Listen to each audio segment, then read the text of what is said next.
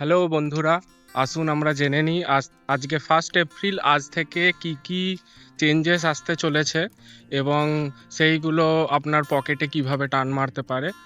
তো প্রথমে আসি আমি ইনকাম ট্যাক্স অ্যাক্টে। 1961 সালের যে ইনকাম ট্যাক্স অ্যাক্টটা আছে সেটা রিপ্লেস করে ইনকাম ট্যাক্স অ্যাক্ট 2025 ইমপ্লিমেন্ট হয়েছে। এইখানে আপনার অ্যাসেসমেন্ট ইয়ার বা আপনার ফিনান্সিয়াল ইয়ার, যারা আইটিআর ফাইল করে তারা এই টার্মগুলো শুনেছেন। এই টার্মগুলোকে বাদ দিয়ে শুধু ট্যাক্স ইয়ার এই টার্মিনোলজিটাকে রাখা হয়েছে। এটা পুরো প্রসেসটাকে আরও, ইনকাম ট্যাক্স ফাইলিংটাকে আরও সিম্পলিফাই করা হয়েছে।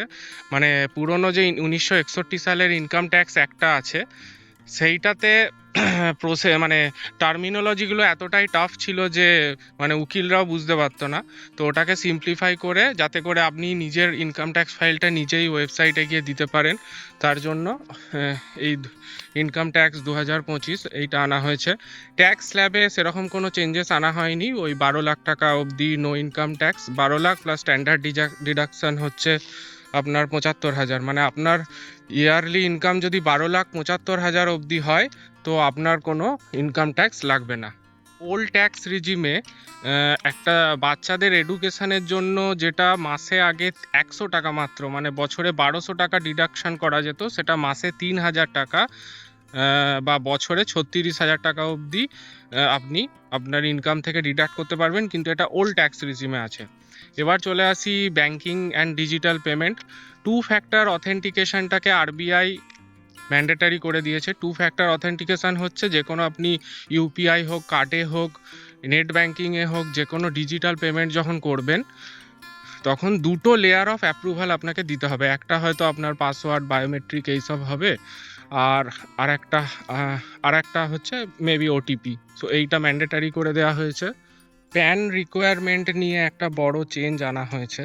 সেটা হচ্ছে এতদিন কি হতো যে 50,000-এর বেশি আপনি যদি শুধু ক্যাশ ডিপোজিট করতেন সেইখানে আপনাকে প্যান রিকোয়ার্ড হতো, কিন্তু ওই নিয়মটা বাদ দিয়ে এখন ওটা ইয়ারলি করে দেওয়া হয়েছে। মানে সারা বছরে যদি আপনার cash deposit and cash withdrawal, যেটা আগে উইথড্রয়ালটা ছিল না, ক্যাশ উইথড্রয়ালটাও ইনক্লুড করা হয়েছে, টোটাল ডিপোজিট আর উইথড্রয়াল মিলিয়ে যদি 10 লাখ টাকা আপনি ক্যাশ ডিপোজিট আর উইথড্রয়াল করেন সারা বছরে যে কোনো ব্যাঙ্ক অ্যাকাউন্ট থেকে, আপনি মানে আপনার যদি ডিফারেন্ট ব্যাঙ্কে অ্যাকাউন্ট থাকে পুরো অ্যাগ্রিগেটটাকে ধরা হবে। সেইটা যদি 10 লাখের ওপর হয় তখনই আপনার প্যান রিকোয়ার্ড হবে এবং আপনি ওই ট্রানজ্যাকশানগুলো হায়ার মনিটরিং, বেশি মনিটরড করা হবে আর কি। এটিএম ট্রানজ্যাকশানে এখন যদি ইউপিআইতে যে ক্যাশ উইথড্রয়াল হতো এটিএম থেকে, সেটাকেও একটা এটিএম ট্রানজ্যাকশান হিসাবে ধরা হবে এবং সেইটা সব মিলিয়ে যদি 5টার বেশি হয় তো 23 টাকা প্লাস জিএসটি আপনার চার্জ কাটবে। এবার 3 নম্বর আসি stock market and transaction, STT, যেটা সিকিউরিটি ট্রানজ্যাকশান ট্যাক্স, সেইটা ফিউচার অ্যান্ড অপশানে বাড়ানো হয়েছে। তো যারা ফিউচার অ্যান্ড অপশানে ট্রেডিং করে তাদের ট্রেডিং কস্টটা বাড়তে চলেছে। আর হচ্ছে সোভেরিন গোল্ড বন্ড, যেটা এতদিন ট্যাক্স ফ্রি ছিল। মানে যখন আপনি 8 বছর পর সোভেরিন গোল্ড বন্ডটা উইথড্র করতেন সেই কোনো ক্যাপিটাল গেইনস ট্যাক্স লাগতো না, সেইটা এখন ক্যাপিটাল গেইনস ট্যাক্সটা লাগবে, কিন্তু যারা অরিজিনাল বায়ার তাদের ক্ষেত্রে লাগবে না। যারা সোভেরিন গোল্ড বন্ডটা সেকেন্ডারি মার্কেটে কিনেছে শুধু তাদেরই ওই ট্যাক্সটা অ্যাট্রাক্ট হবে। এবং চতুর্থ আসি যেটা আপনার রান্নাঘরের সাথে লিঙ্ক, সেটা হচ্ছে এলপিজি সিলিন্ডার। এলপিজি সিলিন্ডারে যেটা কমার্শিয়াল সিলিন্ডার, যেগুলো 19 কেজি সিলিন্ডার রেস্টুরেন্টে ইউজ হয়, সেখানে 195 টাকা দাম বেড়েছে। তো আমাদের ওয়েস্ট বেঙ্গলে হয়তো ওই 2200 টাকার মতো পড়বে, কিন্তু আমরা যেটা ঘরে ইউজ করি 14 কিলোর, সেইটাতে কোনো দাম বাড়েনি। এবার এই 4টে পয়েন্ট ছাড়া আরও কিছু মিসলেনিয়াস পয়েন্ট বলি।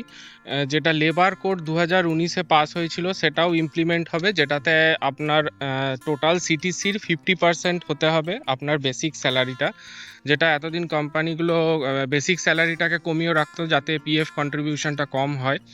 তো এবার থেকে 50% হবে, যার ফলে পিএফ কন্ট্রিবিউশন যেরকম কোম্পানির বাড়বে আপনারও বাড়বে। সো আপনার বেসিক্যালি ইনহ্যান্ড স্যালারিটা 5 থেকে 10% কমতে পারে, কিন্তু that is for long term saving. Number 2 হচ্ছে খুব ইম্পর্টেন্ট, যে কোনো ভেহিকেল আপনি যদি কেনেন যেটার দাম 5 লাখের ওপর হয়, সেটা 2 হুইলারই হোক বা 4 হুইলারই হোক, সেইটাতে আপনার প্যান রিকোয়ারমেন্ট আছে, মানে আপনার সেটা প্যান কার্ডের সাথে লিঙ্কড হয়ে যাবে, মানে অটোমেটিক্যালি সেটা আপনার অ্যাসেটে চলে আসবে, সেটা যদি 5 লাখের বেশি হয়। আর লাস্ট পয়েন্ট, ফাস্ট্যাগের যে অ্যানুয়াল পাস ফি সেটা 75 টাকা, 75 টাকা বেড়েছে। সো বেসিক্যালি এটা 3075 হয়েছে। সো দ্যাটস ইট, ভালো থাকবেন, শুভরাত্রি।